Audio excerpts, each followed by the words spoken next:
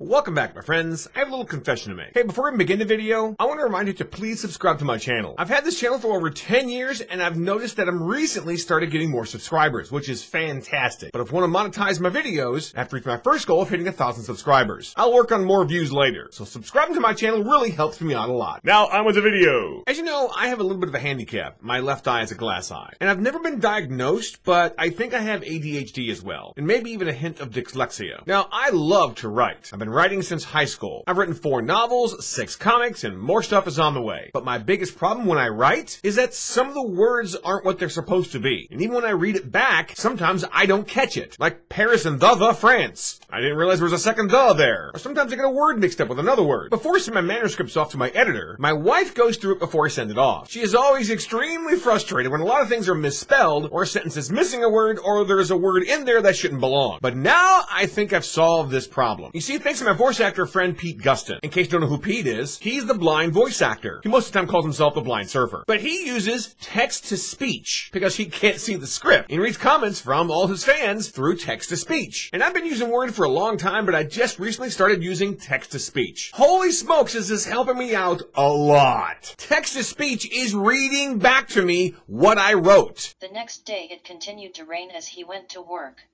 His car had over 150,000 miles on it, but it still ran very well. It was raining harder than it was yesterday, so he drove very slowly again.